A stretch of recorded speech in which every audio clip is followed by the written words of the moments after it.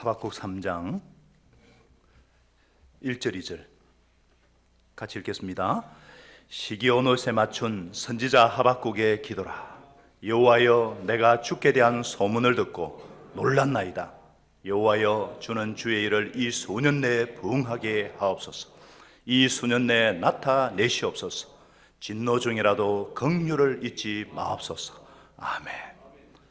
새해 첫날에 하나님께서 저와 여러분에게 주시는 말씀의 제목은 주의 일을 부응하게 하옵소서.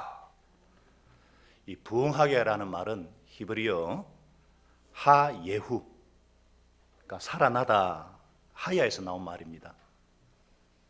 영어로는 renew, revival, 소생하다, 죽었던 데서 다시 살아나다, 이런 뜻입니다. 죽은 것 같은 이스라엘을 다시 살려달라고 하는 하박국 선지자의 간절한 호소고 기도입니다. 하박국 선지자는 BC 612년에서 605년경에 남유대에서 활동했던 선지자입니다. 거기 때 태어나서 언제 죽었는지는 모르겠어요.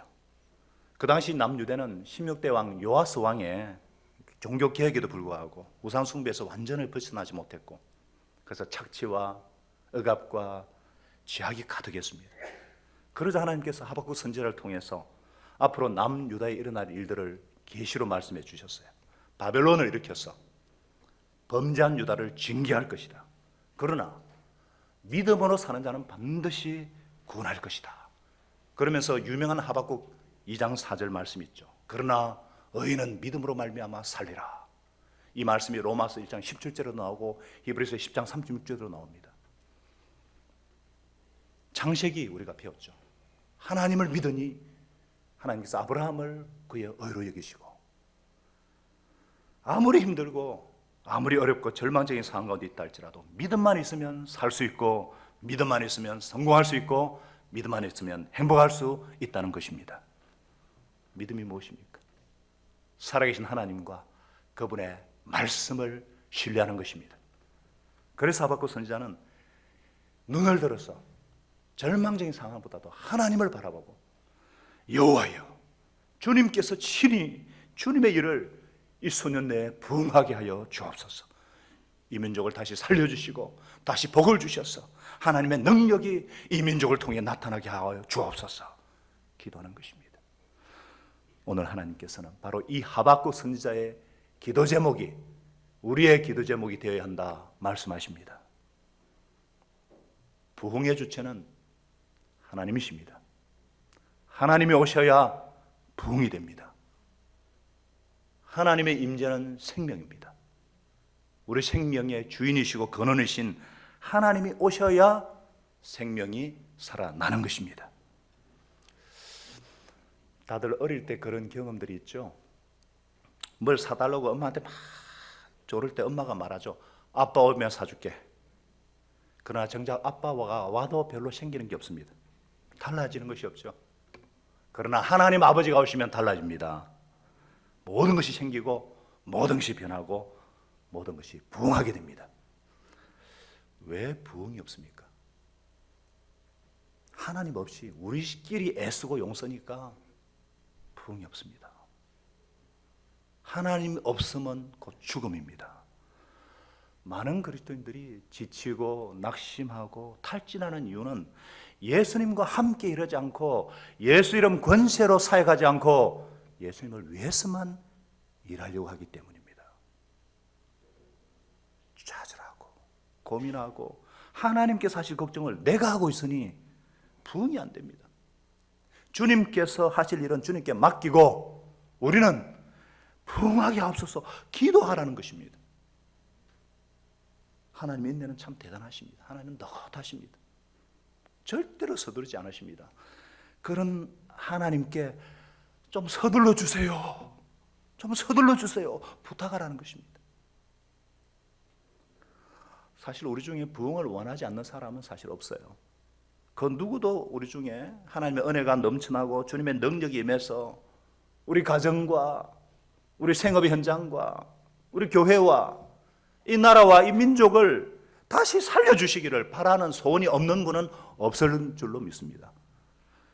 그런데 이를 위해서 먼저 내 심령, 내 영성, 나부터 먼저 자신감과 용기가 살아나야 된다는 거예요.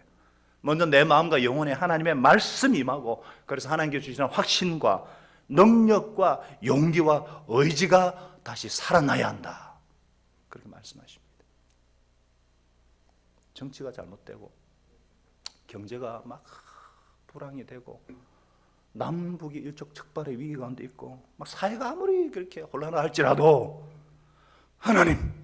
하나님께서 이 민족을 다시 살려주시옵소서.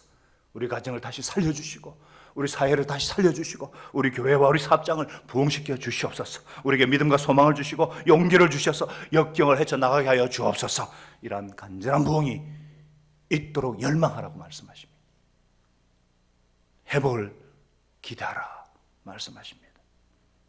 그래서 저는 하나님께서 도와주시겠어 믿고 정말 기도함으로 올해 하나님의 역사를 경험하기를 소원하면서 이 한 말씀을 가지고 부흥의 비결을 알아야 부흥이 되잖아요. 그래서 부흥의 비결을 나누고자 합니다. 첫째는 말씀을 들어야 한다. 따라하겠습니다. 말씀을 들어야 한다. 3장 2절에 보니까 여호와여 내가 주께 대한 소문을 듣고 놀랐나이다 그랬습니다. 듣는 것이 사람의 운명을 좌우할 수 있기 때문에 소문이 아주 중요합니다. 소문에는 좋은 소문이 있고 나쁜 소문이 있고 흥한다는 소문이 있고 망한다는 소문이 있어요. 요즘 우리 주변에 나쁜 소문들 제가 언급할 필요조차 없습니다. TV를 틀거나 스마트폰을 켜거나 인터넷을 열면은 전부 다 나쁜 소문들밖에 없어요. 그래서 그 소문 듣고 놀라는 사람, 두려워하는 사람, 불안해하는 사람, 심지어는 전혀 반응하지도 않는 냉소적인 사람이 얼마나 많습니까? 오늘 하나님께서 말씀하시는 것은 이 세상의 소문이 아니라 하나님에 관한 좋은 소문입니다. 하나님께서 앞으로 어떻게 역사하시고 도와주실지에 대한 소문입니다. 우리는 세상 소문에 귀를 기울일 것이 아니라 하나님께로부터는 소문에 귀를 기울여야 할 줄로 믿습니다. 주님께 대한 소문은 주님께 대한 명성입니다. fame. 하나님이 어떤 분이신가? 하나님에 대한 명성, 그것은 바로 하나님의 말씀입니다. 진정한 부흥은 하나님의 진리의 말씀에 부딪힐 때 시작이 됩니다. 하나님의 말씀에 놀라야 하고 하나님의 크신 은혜에 놀라야 된다는 거예요. 택한 백성들을 향한 하나님의 구속의 경륜에 놀라야 하고 예수님의 십자가 보혈에 놀라야 하고 부활의 권능에는 더 놀라야 한다는 겁니다. 이 위대한 하나님의 사랑에 부딪혀서 놀라게 된 영혼치고 부흥되지 않을 자 없습니다. 믿음의 선진들은 하나같이, 믿음의 선배들은 하나같이 모두 하나님 앞에 놀라움과 경외심으로 몸을 떨었던 사람이에요. 심지어 바짝 죽었던 사람들입니다. 예수님의 제자들 한번 보세요. 예수님께서 말씀을 전가하실 때 와, 권세 있는 세계원이로다. 그 놀랐던 충격적인 경험들. 주님께서 부활하셨을 때는 더 놀라가지고 주님의 그 성천과 성령 강림을 경험하고부터는 돌이킬 수 없는 부활의 증인이 돼가지고 사명자가 돼가지고 이것이 그들의 영적 부흥이 어떤 경지까지 이르렀는지 보여줍니다. 여호와여 내가 주께 대한 소문을 듣고 놀랐나이다. 여러분은 진리에 부딪혀서 놀랐던 충격적인 경험이 있습니까? 여러분 자신의 생활에 깊은 영향을 미치고 있는 마음속에 항상 떠오르는 말씀이 있습니까?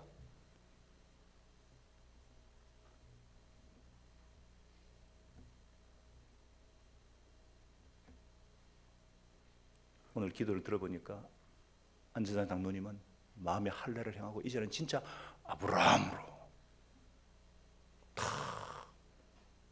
좀 충격을 받으신 것 같아요. 지난 말씀을 통해서. 여러분 진정한 부흥은 바로 여기에서 시작됩니다. 하나님의 말씀. 그렇기 때문에 아무리 세상의 소문들이 흉흉하고 부정적이고 절망적이랄지라도 고개를 들어서 하나님을 바라보십시다. 귀를 열어 하나님의 음성에 귀를 기울이십시다. 그러면 결코 우리는 낙심할 수가 없습니다. 절망할 수가 없습니다. 희망과 용기를 가지고 앞으로 전진해 나갈 수가 있는 것입니다. 어제 우리가 작년 한 해 우리 가운데 행하신 하나님에 대한 놀라운 소문을 듣고 영상을 바라보고 놀라지 않았습니까? 제가 다시 언급할 필요가 없습니다. 사도행전의 말씀 역사를 통해서 우리 가운데 예수 이름의 권세, 예수 생명, 부활의 증인이 되고자 하는 그 놀라운, 그리고 아직도 써내려가야 될 미완성의 이야기를 우리가 써야 되겠다. 그리고 창세기를 통해서 하나님이 얼마나 크신지, 창조자 하나님을 나의 하나님으로 만나고 하나님의 형상이 회복될 때 진정한 행복이 오고, 하나님은 반복된 죄악에도 불구하고 인내하시고 어떨 때는 심판하시고 또 한 사람을 인내하시고 부르셔서 복의 근원으로 심지어 25년까지 그런 하나님의 어떤 놀라운 구속의 경륜을 깨닫고 우리가 하나님 나라 대행자로서 그런 하나님의 소문을 듣고 하나님 하시는 일들에 대한 소문을 듣고 우리가 매주 예배 때마다 하나님의 임재를 경험하고 새롭게 헌신하고 결단하고 새로운 가족들이 등록하고 예수님을 영접하고 세례를 받고 또 아름다운 간증을 통해서 하나님에 대한 소문을 듣고 우리가 놀라지 않았습니까? 너무 간증이 자주 오니까 별로 새로운 것이 없나요? 제일 은혜로운 소문은, 제일 놀랄 소문은 영원히 지옥을 갈 영혼이 하나님의 나라 생명체에 기록이 되고 하나님의 자녀가 되어서 하나님을 예배하는 자로 변화된 것이 제옥한 소문인 줄고 놀라운 소문인 줄 믿습니다. 그 한 사람이 변화되면 그 가정이 평균적으로 25년이 지나면 전 세대가 변화된다는 통계가 있습니다. 정말 예수님을 만나면, 정말 그 영혼이 뒤집어지면 그 사람에 속한 가게가 25년이 지나면 모두 하나님의 가게로 변한다는 통계가 있습니다. 이처럼 놀라운 소문이 어디 있습니까? 올해 하나님께서 생명의 삶에 28분이 수료하고 82분이 상고모를 수료했어요. 그 상고모를 통해서 습관이 변화되고 영적인 가치관이 변화되고 또 아담스 바이블에 대한 소문을 듣고 우리가 놀라지 않았습니까? 어제 그 교사들이 막 콘테스트를 하고 무엇보다도 우리 교회가 한국 교회를 섬기는 교회로서 소문이 나고 있고 우리 전 세계를, 이 작은 교회가 전 세계를 섬기는, 그러면서도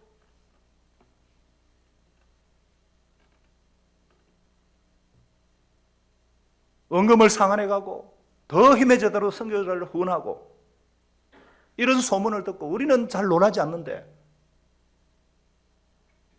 이것이 정말 놀라운 소문인 하나님이 하신 일들, 설명되어지지 않는 하나님의 역사인 줄로 믿습니다. 에스겔서 37장에 우리 주님께서 에스겔 선지자가 마른 뼈를 향해서 하나님의 말씀을 대언하라 그랬어요. 너희 마른 뼈들아, 여호와의 말씀을 들으라. 너희 마른 뼈들아, 내가 너희로 생기로 너에게 들어가게 하리라. 너희가 살리라. 그러니까 마른 뼈들이, 죽은 자들이 군대가 되었습니다.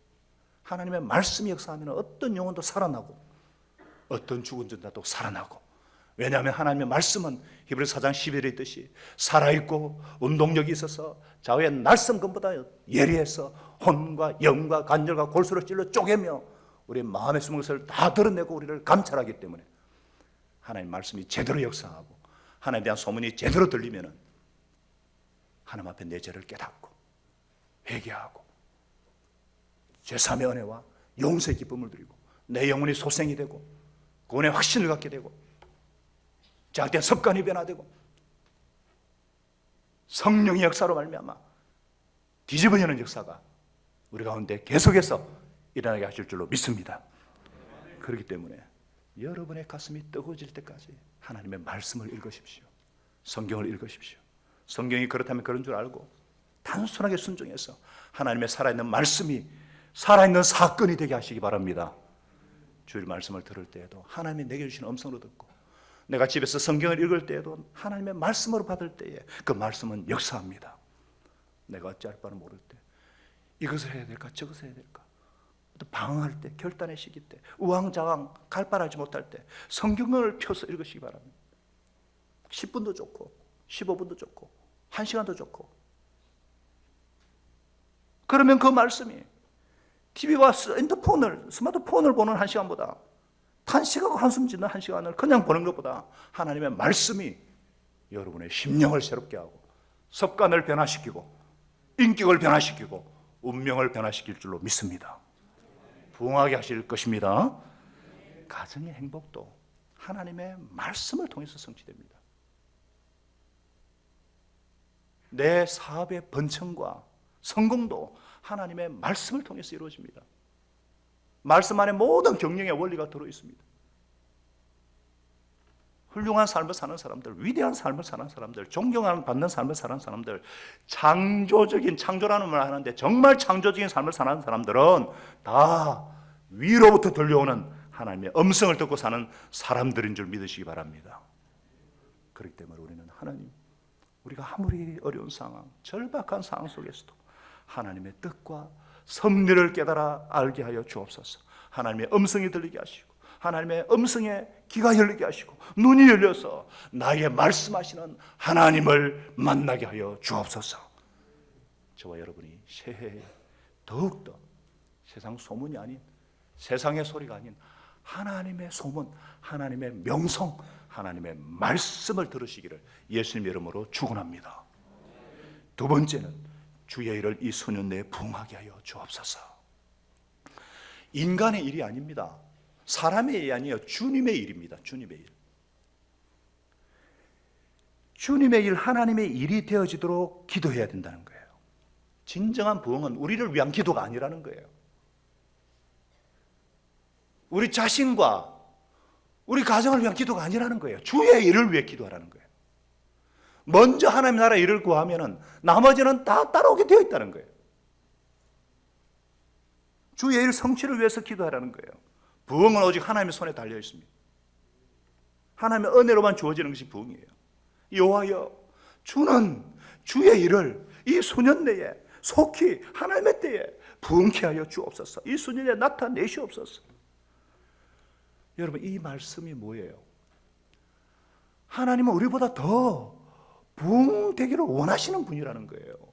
하나님의 부흥의 주체라는 거예요. 그러나 우리 편에서도 속히 이루어지도록 기도해야 된다는 거예요. 왜냐하면 하나님은 우리와 함께 일하고 싶으시니까. 그래서 우리를 대행자로 세우시잖아요. 예수님이 다 구성사를 이루실 수 있는데 왜 제자들에게 위임하셨을까? 함께 일하고 싶으셨어요. 우리도 혼자 하면 빨리 할 수 있지만은 왜 함께 합니까? 그게 하나님의 나라의 속성이기 때문에. 하나님은 공동체로 존재하시고 하나님이 일하시는 방식은 공동체이기 때문에. 할렐루야. 그래서 부흥을 하는 데는 두 가지예요. 기도입니다. 부흥케 하여 주옵소서. 기도하라. 또 하나는 힘써 기도하는 것이고 힘써 모이는 것입니다. 함께 기도해야 돼요. 우리가 힘써 기도하고 힘써 모이면 하나님의 일은 부흥케 되어 있습니다. 하나님의 가장 기뻐하시는 일이 뭐겠어요? 영혼 구원하고 제자 삼는 일이죠. 주님의 몸된 교회가 부흥케 되어서 모든 만물을 충만케 하는 자의 충만히 교회를 통해서 세상을 충만케 하는 그 일. 물이 바다를 덮은 같이 여호와 영광을 아는 것이 온 땅에 충만케 되는 것. 그것은 하나님의 교회를 통해서 예수 그리스도의 십자가 피와 부활로 이루신 그 교회를 통해서 그런 자들이 모인 것을 가정교회라 그러고, 그런 자들이 모인 곳이 하나님의 교회라는 거예요. 우주적인 교회. 우리는 성령을 믿사오며 온 교회가 서로 교통하는 것과 그런 교회를 통해서 세상을 변화시키고 하나님의 뜻이 이루어지기를 원하시는데 그 일을 위해서 기도하라는 거예요. 그래서 우리가 줄기차게 영혼 구원을 위해서 예수님의 제자를 위해서 기도하고 있고, 우리가 주님의 제자가 되게 달라고 기도하고 있고, 우리가 영향력 있는 평신도 이 세상에서나 교회에서나 이원론이 아니라 교회에서뿐 아니라 세상에서도 정말 소금과 빛이 되어서 교회가 더 이상 수치를 당하지 아니하고 그 일을 위해서 기도하라는 거예요.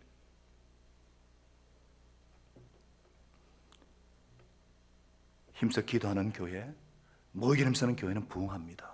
어떤 분들은 기도를 참 많이 해요. 힘써 기도해요. 골방에도 기도하고 새벽에도 기도하고 부흥을 위해서 목장 식구들 이름을 하나하나 불러가며 기도합니다. 사도행전 1장에 보니까 사도행전 2장에 보니까 초대교회 성도들은 날마다 마음을 같이 해서 성전에 모이기로 힘써 그래서 구원받는 사람이 날마다 더 있다 그랬어요. 교회가 부흥하려면은 세상에 영향을 미치려면은 날마다 모여야 됩니다. 성경이 그랬어요. 몇 일주일에 한 번 모이는 사람들로는 부흥하지 못합니다. 자기끼리는 모일 수 있습니다. 사도행전 2장 46, 47절에 날마다 그랬습니다. 날마다 마음을 같이 했다 그랬어요. 성전에 먹이름 쓰고 집에서도 떡을 떼고. 이거는 물론 묘사지 처방은 아닙니다.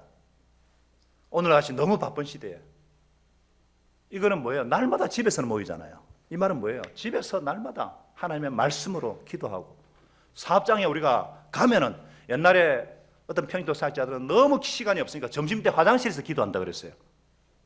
할 수 있잖아요. 출근하자마자 짧게 기도할 수 있잖아요. 새벽 기도 바쁘면은 새벽에 잠 좀 줄이면서 할 수 있잖아요. 그리고 너무 힘들면은 수요일에 와서 기도할 수 있잖아요. 혼자 기도하는 거 사실 쉽지 않습니다. 20분 기도하는 거. 저도 혼자 기도하려면 잘 못해요. 같이 하니까 막 기도를 하지. 그리고 금요일에 삶을 나누고 연합으로 모여서 이렇게 아니라 정말 일터에서 기도하고 찬송하고 내가 뭔가 마음과 시간을 헌신할 때 하나님께서 부흥자하시는 일을 친히 이루실 줄로 믿습니다. 여러분의 신앙이 커지기 원하세요? 기도응답 받기 원하세요? 하나님 쓰시는 일꾼 되기 원하십니까?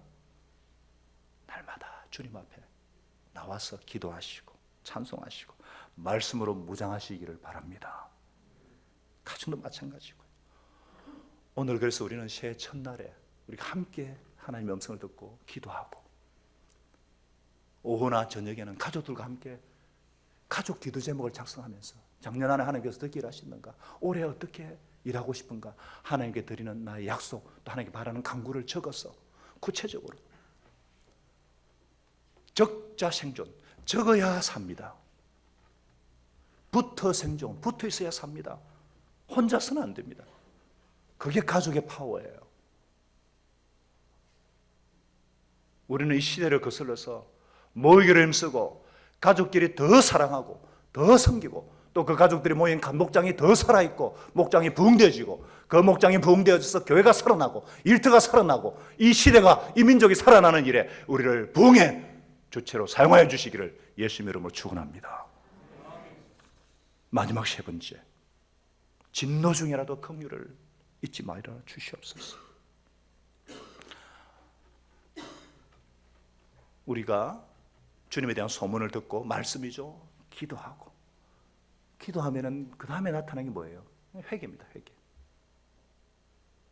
사실은 회개하고 하나님의 은혜와 긍휼을 구해야 된다는 거예요. 저와 여러분 중에 나는 죄가 없습니다 하실 사람 아무도 없습니다. 다 우리는 연약합니다. 흙입니다.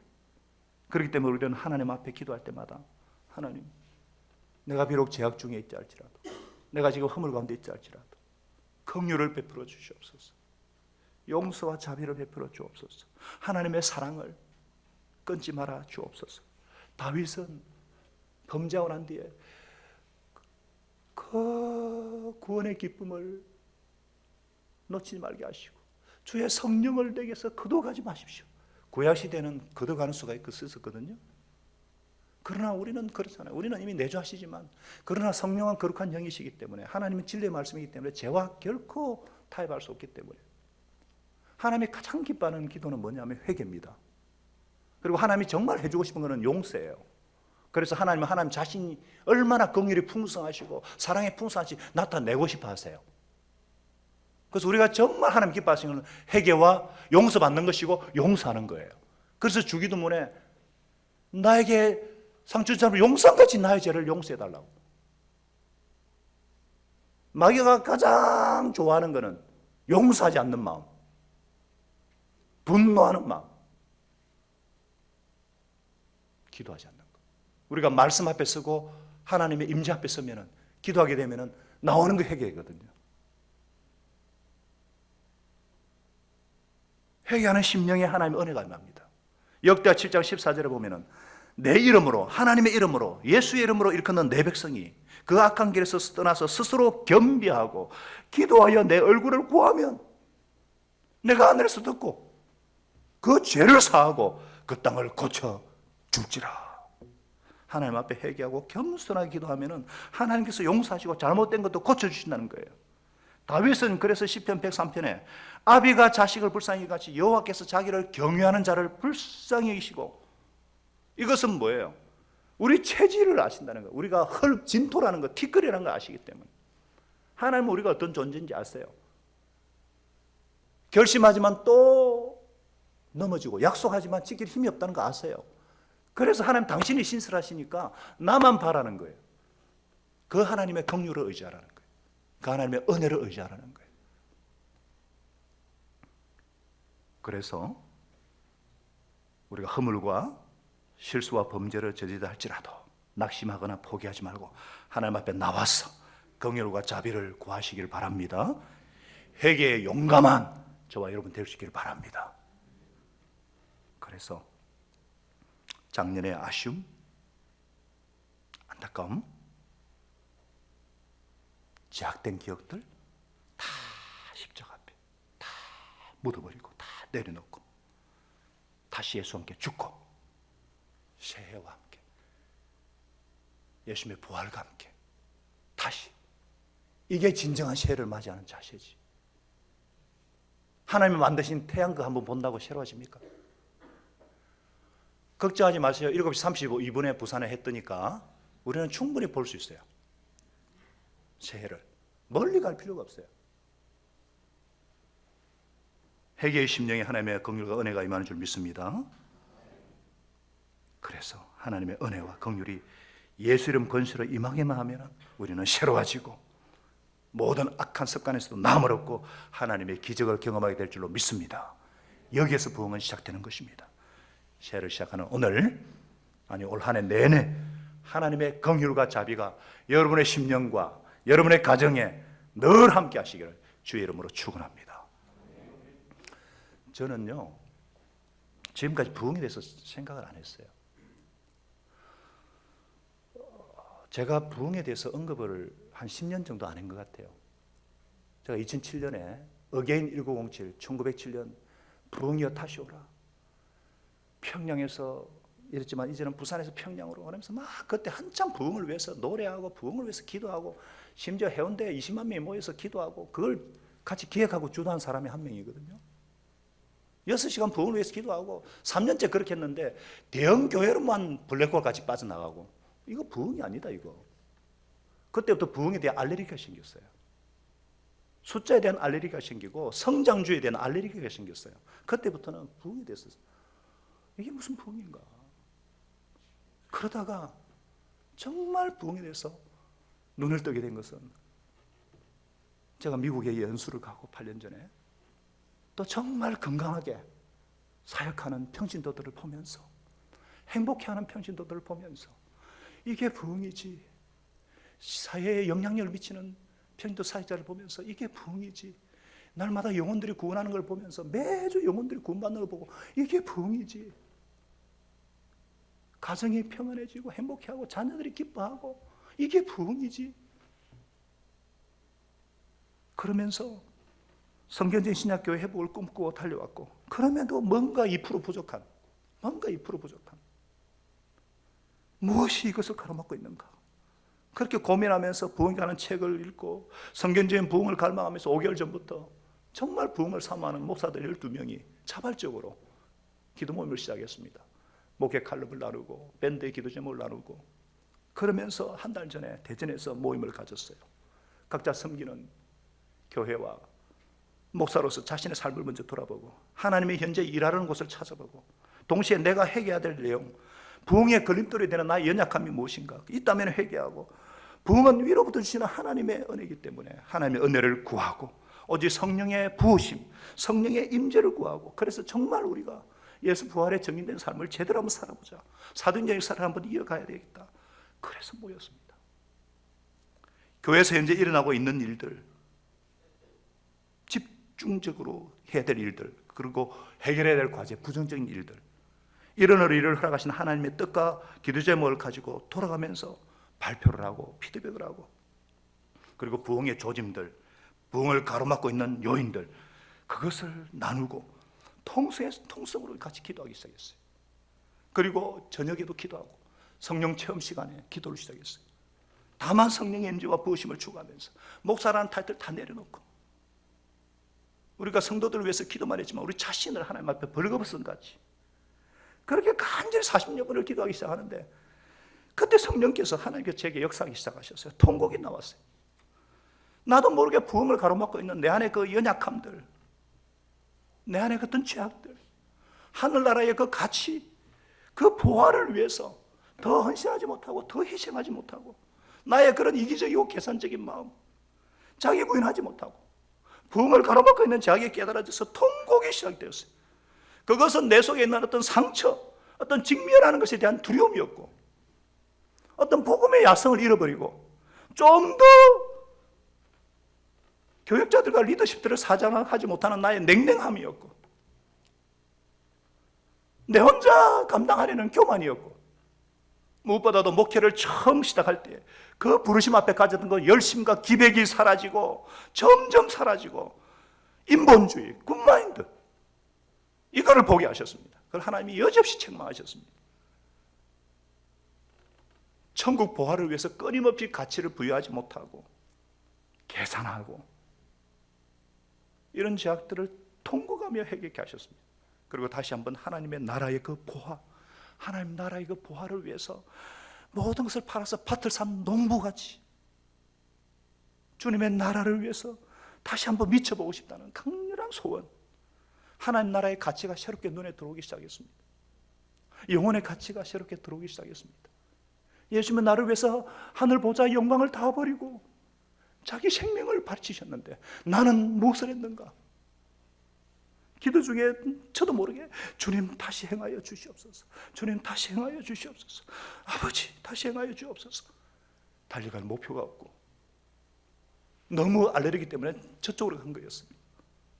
어떤 위기의식과 간절함이 없이 이 자신을 회개하고 정말 성령님께 전적으로 순종하자 결단하고, 이것이 저의 부흥의 티핑 포인트가 되기 시작했습니다. 그러는 저에게 하나님께서는 최 목사님을 통해서 말씀하셨어요. 물론 저를 위해서 안수 기도해 줄 때도 하나님 말씀하신 것이지만, 같이 우리가 나누면서 첫째로 부흥의 역사는 설명이 안 된다는 사실이었습니다. 회개했기에 부흥했는지, 평양 대붕도 그래요. 뭐 몇 사람이 회개했기 때문에 부흥했는지, 부흥했기 때문에 회개했는지 사실 애매합니다. 원산 부흥도 그럴 거예요. 아주사 부흥도 그럴 거예요. 그런데 이 부흥을 재생하는 노력은 헛된 거예요. 그러니까 7년 전에, 10년 전에 의견 일공지 그거 헛된 거예요. 왜냐하면 성령님은 똑같이 역사하지 않으시거든요. 성경을 봐도 그렇습니다. 시대마다 달랐고요. 사도행전의 시대가 달랐고, 성령님은 같은 방법으로 두 번 일하시지 않으세요. 늘 새로운 방법으로 일하세요. 너무 현상을 목표로 삼지 말라는 거예요. 언제든지 간헐적으로 일어나고 형태도 다양했다는 거예요. 그러면서 제가 다 제 마음에 있는 것은, 아, 교회 단위의 부흥은 얼마든지 가능하구나. 내 자신을 엎어버리고 그러면은 정말 우리 가정이 살아날 것이고 교회가 살 것이고, 아, 이제는 정말 부흥을 갈망해야 되겠구나. 어떤 건강을 넘어서서 이제는 부흥을 정말 삼아야 되겠구나. 어떤 외적인 성장이 아니라 영혼 구원을 갈망해야 되겠구나. 정반합이라는 단어가 있듯이 어떤 교회 성장주의나 외형주의에 너무 알레르기 일으켜서 하나님의 소원 자체를 잃어버리고 한쪽으로 치우치면 안 된다는 거예요. 이제는 건강을 넘어서서 정말 주님의 일을 위해서, 주님의 소원을 위해서, 주님의 나라를 위해서, 부흥을 위해서 구체적인 목표치를 정해야 되겠다. 몇 명 모이는 것이 아니라 몇 명, 세례 몇 명을 잡아야 되겠다. 숫자적인 성장과는 다릅니다. 내 교회 늘리자는 것이 아닙니다. 하나님의 나라를 늘리자는 거예요. 우리도 교회를 통해서 구원받았다면 우리 교회에 있어도 좋고 딴 곳에 가도 좋다는 당당함이 있어야 되는 거예요. 사도행전에도 그날 세례받은 자의 수가 3천자라고 그랬습니다. 제자의 수가 5천자라고 그랬어요. 분명히 수를 기록했습니다. 세례받은 수를 기록했었어요. 그리고 신명기에 보면은, 민수기에 보면 싸움에 나갈 만한 자를 기록했습니다. 하나님은 숫자도 중요하셨어요. 우리는 너무 한쪽으로 치우쳐서는 안 됩니다.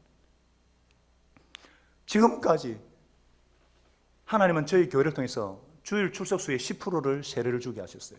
지난 6년 동안. 저는 올해 15%를 기도합니다. 15%는 목장수입니다. 33명. 제가 잘못 잡았나요?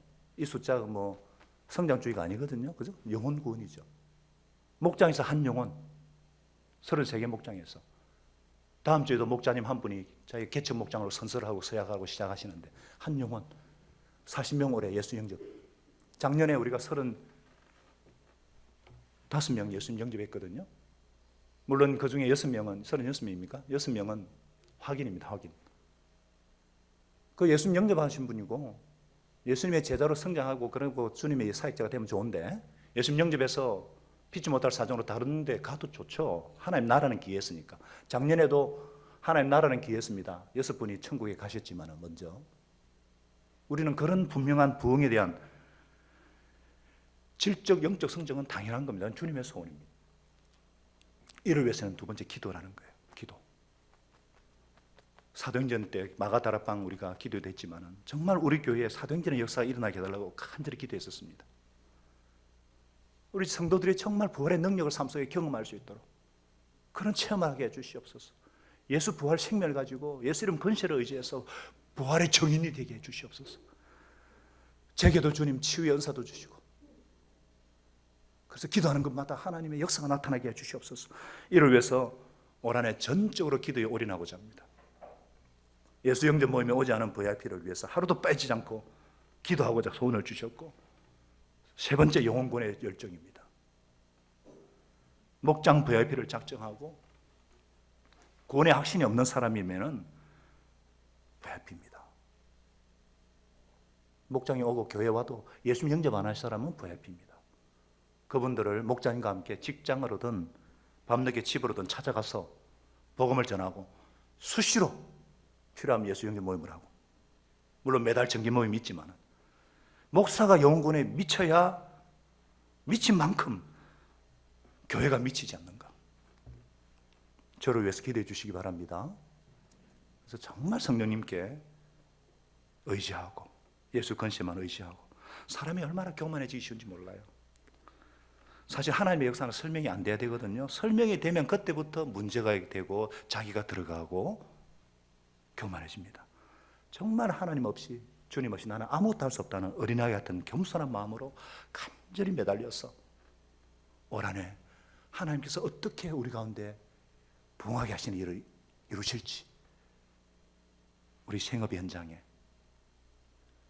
세상은 막 경기가 힘들고 금리가 올라가고 막 늘 힘들었습니다.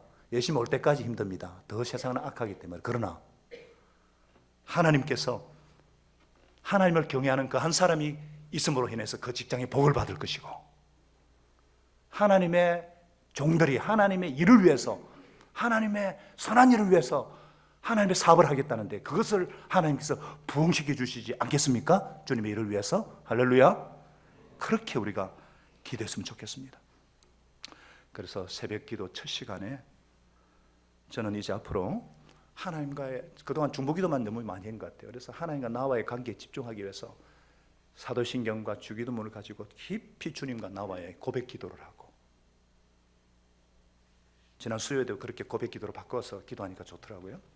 사도신경을 하나님 어떤 분이고 예수님 어떤 분 고백하고 그 다음에 어떤 문제든 하나님의 관점으로 보면서 시선을 하나님께 집중하고자 결단합니다. 사실 처음부터 저는 담임 목사는 예수님이고 저는 부부사로 왔기 때문에 스트레스가 없어야 되고 염려도 없어야 됩니다. 하나님이 꽂아준 자리니까 하나님 안에서 여유를 갖는 거 굉장히 중요합니다. 하나님이 하시려고 하는 거 이상으로 하면 문제가 되죠. 긴장하고 있으면 믿음 안에 있지 않는 것입니다. 느긋하게 여유를 가지고 그러나 너무 긴장이 풀어진 것도 믿음이 없는 것입니다. 안일하고 깨어르고 악한 종입니다. 그래서 항상 성령님은 도전하시기 때문에 피곤은 하지고 힘들지만 순종할 때 성취감이 있고 그러므로 우리가 주님께서 주님의 일을 부흥하게 하옵소서 이걸 기도해야 된다는 거예요. 사랑하는 여러분, 대망 2018년 저와 여러분도 하박국 선지자처럼 기도하십시다. 매일 기도하십시다. 하나님이여 부흥케 하여 주옵소서. 내 심령과 우리 가정과 목장과 사업장을 번성하게 하시고 주의 일을 위해서 이 나라를 부흥케 하시고 통일을 이루어 주시고 평창 올림픽도 성공적이 되게 하셔서 주님의 일을 위해서 주님의 선교 사명을 감당하는 거룩한 백성 나라라고 사용하여 주시옵시고 다시 살려 주시옵소서. 365일 기도하는 저와 여러분 되시기를 예수님의 이름으로 축원합니다. 기도하십시다.